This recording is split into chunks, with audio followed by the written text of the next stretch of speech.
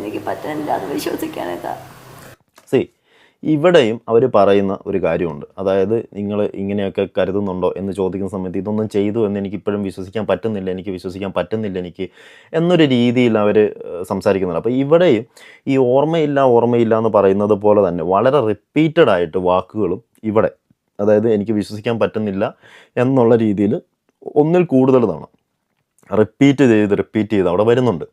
So അവിടെ ഒരു internal കോൺഫ്ലിക്റ്റാണ് ഈ ഭാഗങ്ങളിലെല്ലാം അവർ കാണിക്കുന്നത്. അവർ പറയുന്ന സ്റ്റേറ്റ്മെൻറ്റിലും ആ കോൺഫ്ലിക്റ്റ് ഉണ്ട്.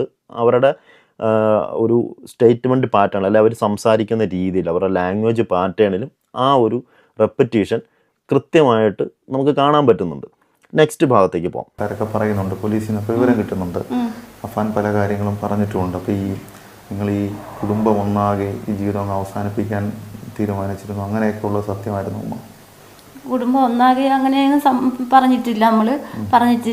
നമ്മൾക്ക് വസ്തു വിറ്റ് കടങ്ങൾ തീർക്കാം മക്കളെ എന്നാണ് ഞാൻ പറഞ്ഞിരുന്നത്. വസ്തു വിറ്റ് കടങ്ങൾ തീർക്കാം എന്നാണ് പറഞ്ഞത്. വസ്തു വിറ്റാൽ കടമൊക്കെ തീരുമായിരുന്നു. ഇവിടെയും അവർ ഒരേ കാര്യം തന്നെ, അതായത് സൂയിസൈഡിനെ പറ്റി ചോദിക്കുന്ന സമയത്ത് അങ്ങനെ പറഞ്ഞിട്ടില്ല.